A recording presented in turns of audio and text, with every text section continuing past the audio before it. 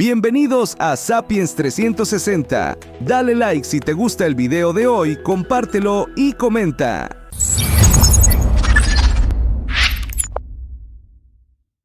La atención, una capacidad indispensable.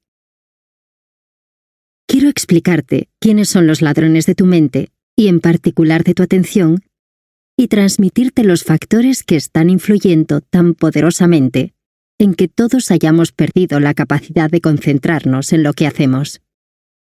¿Es malo distraerse? ¿De qué factores depende? ¿Y quiénes son los personajes implicados en la atención? ¿Las pantallas son siempre perjudiciales? ¿Podemos recuperar la capacidad de enfocarnos correctamente? La atención es la base de los procesos cognitivos y se encarga de seleccionar, identificar, procesar y priorizar lo que es relevante para la actividad que se inicia. Empecemos con William James, el padre de la atención. En su libro The Principles of Psychology, expone que está íntimamente ligada a la experiencia, a cómo conectamos con la realidad y a cómo nos influye. No se puede desligar una de otra. Recibimos constantemente estímulos e información, pero no todo aviva la atención, ni se convierte en una experiencia propia. ¿La razón? No todo lo que nos llega activa nuestro interés. Lo que genera cierto atractivo para la mente y los sentidos es lo que la estimula. La atención está muy relacionada con la capacidad que tenemos de asombrarnos, de que algo nos cautive, nos seduzca, nos fascine. James apuntaba que la atención era un foco. La mente toma posesión de algo que escoge entre todo lo que existe en la realidad. Ese interés, esas ganas, esa voluntad, es lo que pone luz, perspectiva en aquello que pasa por nuestros sentidos. En un viaje a Italia visité la casa de Pavarotti. En una de las salas de la vivienda mostraban unos vídeos de sus mejores espectáculos. Recuerdo ver una escena maravillosa en la arena de Verona y un extracto de la ópera de Turandot. En un momento dado, el gran tenor aparecía cantando Nessun dorma, y su presencia y su voz envolvían a todos los allí presentes y a todos los que estábamos ese día en la habitación. Nos quedamos fascinados. En ese instante solo estaba él. Lo demás se había desvanecido. La atención es la capacidad que tiene el ser humano para observar, contemplar o interesarse por algo de su entorno. La atención es un pilar de la vida clave para el aprendizaje, educar, para la relación con las personas, empatizar, para la meditación, conectar con lo profundo y trascendente, para la reflexión, encontrar respuestas a los temas más importantes y para decidir con libertad. Ser capaz de tomar las decisiones desde la información, emoción y cabeza. También nos ayuda a activar el asombro, a ser curiosos. Sin ella, perdemos la gestión de los impulsos, carecemos de voluntad para posponer la recompensa, tenemos dificultad para mirar a largo plazo y resolver los diferentes retos diarios. Existen estados de atención elevados como el flow, estado de flujo. La meditación, la conexión con grandes verdades, de la cultura, de la ética, de la razón, de la emoción y de la trascendencia. Y la empatía. De hecho, William James manifestaba que parte de los genios poseían un enorme poder de atención sostenida. Entraban en el estado de flow con más frecuencia. Respecto a la empatía, cuando no sabemos ponernos en el lugar del otro y bloqueamos la capacidad de prestar atención, pueden surgir dos fenómenos, la polarización y las posturas extremas. Una sociedad con incapacidad de prestar atención arrastra un grave problema psicológico, de salud, familiar, afectivo, político y social. Para salir de una crisis, precisamos de tipos muy inteligentes que sepan mucho del tema, que se pongan de acuerdo con otras personas involucradas en el mismo fin y sean capaces de buscar soluciones al respecto. En una crisis de atención, perdemos a esos tipos listos. Nos cuesta pensar. Que se ponen de acuerdo con otros. Nos cuesta empatizar. y que son capaces de buscar soluciones. La mente solo quiere sensaciones y gratificaciones instantáneas y tiene bloqueado el largo plazo. ¿Y quiénes son los 4 personajes más importantes que aparecen en los procesos de atención? Las ondas alfa del cerebro, la corteza prefrontal, la corteza cingulada anterior, la dopamina.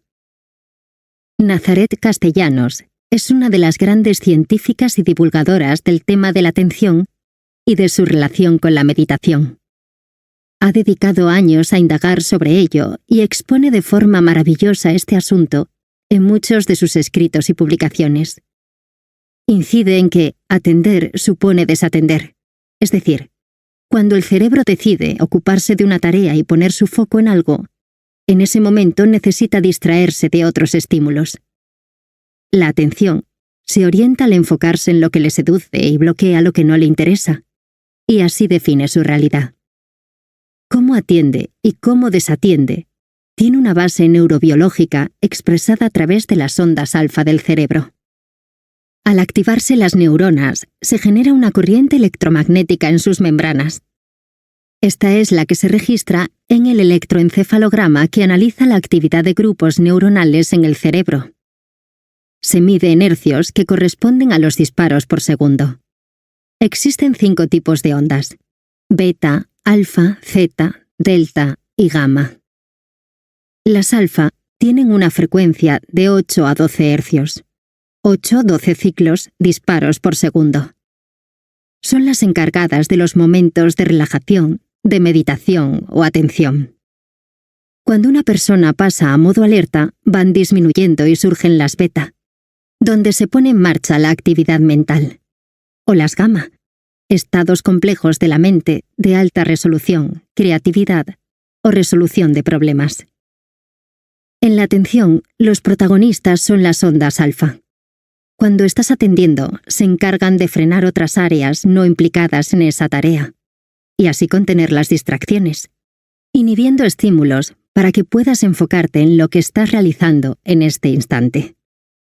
Si estás atendiendo en una charla, en un concierto, leyendo una novela, involucrado en una conversación, en una meditación pausada, y lo asocias con la respiración, en ese momento muchas de tus neuronas se sincronizan a la vez en ritmo alfa.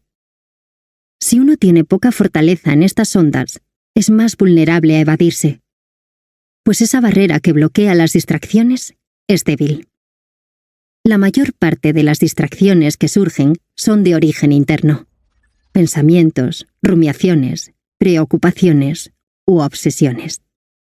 Un estudio publicado por la revista Trends in Neurosciences, llevado a cabo por investigadores de las universidades de Birmingham, Inglaterra, y de Ruhr de Bochum, Alemania, y el Hospital Universitario de Emory, Estados Unidos, demostró que las ondas alfa ayudaban a contener las distracciones, enfocando la atención.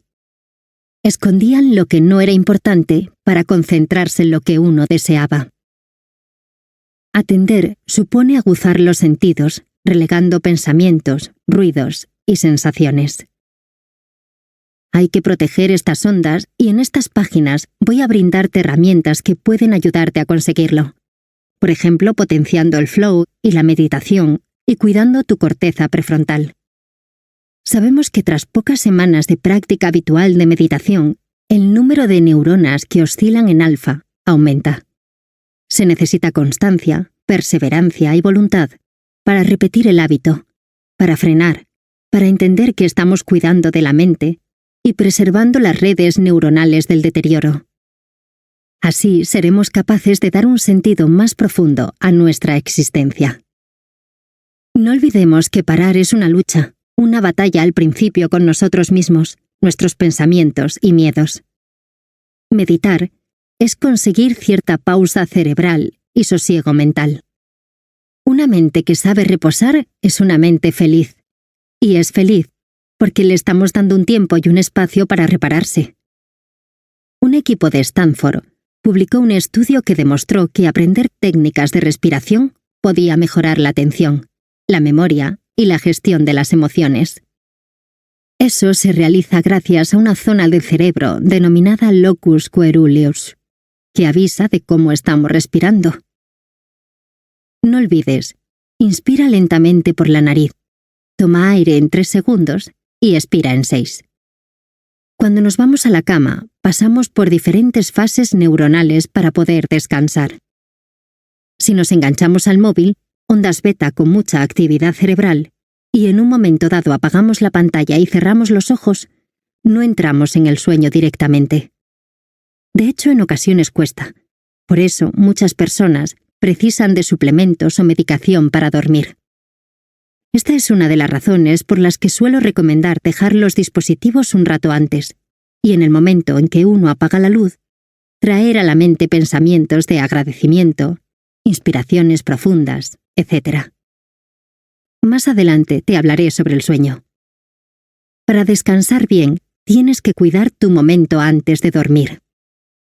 Hace unos años se publicó un estudio muy llamativo. En él se explicaba que las ondas producidas por las células gástricas se acoplaban a las ondas alfa del cerebro. Es decir, existe una conexión directa del cerebro con el intestino. Esta conexión es bidireccional y nos lleva a darnos cuenta de un fenómeno muy interesante. Una persona con problemas digestivos puede tener asociadas dificultades de atención y concentración. Sin embargo, lo que la ciencia va demostrando es que si aquella persona trabaja la atención, esos síntomas físicos pueden mejorar. Tiempo antes, en otro trabajo publicado por la institución universitaria Karolinska, Suecia, Centro de Referencia en Neurociencia, observaron el comportamiento de ratas con microbiota alterada y vieron que tenían más problemas para localizar alimentos y aprender hábitos. Como vemos, el aprendizaje está muy influido por el eje intestino-cerebro. Una microbiota alterada afecta a los factores de crecimiento, que son claves en el correcto desarrollo de las neuronas en todas las etapas de la vida, pero particularmente en niños y adolescentes. Las ondas alfa están muy vinculadas al intestino y el cerebro se ve influido por la actividad intestinal. Otro de los personajes de la atención, y que trataré con frecuencia a lo largo del libro, es la corteza prefrontal. Quiero que se convierta en una amiga, a la que decidas cuidar a partir de ahora. La corteza prefrontal es la zona consciente del cerebro. Es la que nos ayuda a tomar las mejores decisiones, la que nos protege de equivocarnos o llevarnos por lugares que nos perjudican y enferman. Es la encargada de elegir un pensamiento o una actitud frente a otro. En cambio, la zona más inconsciente y emocional es el sistema límbico. Necesitamos una corteza prefrontal que funcione bien, que se desarrolle de forma adecuada y que pueda sacar su máximo potencial. Una disfunción en ella te incapacita para planificar y ver el futuro. Estás solo en el presente, existe el hoy y el ahora. No eres capaz de posponer la recompensa, y el cerebro solo busca sentir placer y disfrutar al máximo. Si esta zona se deteriora, te conviertes en una persona poco reflexiva, incapaz de gestionar tus impulsos, y por lo tanto, la puerta de entrada a la adicción está abierta. Aparece la dopamina, de la que hablaré en las próximas páginas con detalle. Es una hormona maravillosa involucrada en el placer, la motivación, la recompensa, pero que mal enfocada causa grandes problemas y adicciones. Déjame que insista en este punto. Una corteza prefrontal bloqueada te impide ver a largo plazo. Solo interesa sentir en este instante. Te haces drogodependiente emocional, adicto a experiencias vibrantes, a sentir y a buscar emociones intensas constantemente. ¿Qué deteriora la corteza prefrontal? Varios factores que iremos viendo, pero uno de los más importantes es el estrés crónico. Esta es la razón por la que una persona que vive con miedo y ansiedad generalizada, intoxicación de cortisol, con necesidad constante de recompensa, intoxicación de dopamina, tiene más posibilidades de caer en una adicción. ¿Y qué nos intoxica de cortisol? El estrés crónico, los traumas sin resolver, la personalidad insegura, la personalidad perfeccionista, la personalidad controladora y obsesiva, la cronopatía, vivir obsesionados con aprovechar el tiempo, la soledad, el miedo. Para prestar atención es necesario sentirse seguro. Esa seguridad comienza identificando los miedos para gestionarlos, evitando la soledad no deseada y el dolor social, sanando las heridas y manejando los factores de estrés de la forma más saludable posible.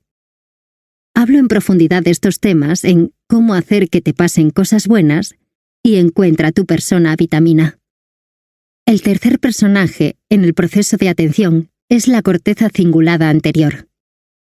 Es el puente entre la razón y la emoción, entre lo consciente y lo inconsciente, entre la corteza prefrontal y el sistema límbico. Se activa para ayudarnos a darnos cuenta de que estamos distraídos y queremos redirigir la mente a lo que estábamos realizando. Nos ayuda a salir de pensamientos rumiativos y obsesivos. Es una zona muy importante para alejarnos de la rigidez y de las preocupaciones que nos aturden. Esta región es tan interesante que ya se están realizando estudios al respecto. Se ha visto que la adicción a las redes tiene un impacto en la corteza cingulada anterior. El profesor Hao Li, en varios estudios en 2011 y 2012, descubrió que estar enganchado a las pantallas conllevaba un deterioro de la corteza cingulada anterior. Ji-Yuan Tang, profesor de la Universidad Estatal de Arizona, ha descubierto, tras múltiples investigaciones, cómo la meditación aumenta el grosor de la corteza cingulada anterior a partir del 5.º día de práctica. A partir de las 8 semanas los cambios se consolidan. No solo el tamaño de la corteza cingulada anterior es mayor, sino también la actividad eléctrica de esa zona. Necesitamos cuidar nuestra corteza cingulada anterior, ya que nos ayudará a salir rápidamente del bucle, de las preocupaciones y de esos pensamientos negativos que nos quitan la paz. El último personaje en el proceso de atención es la hormona del placer y la motivación, la dopamina. Nos ayuda a sobrevivir y a disfrutar, pero en exceso nos aturde y nos altera profundamente en la parte bioquímica, neurológica, psicológica, emocional y conductual. Con ella comenzamos nuestra travesía. ¡Hasta la próxima!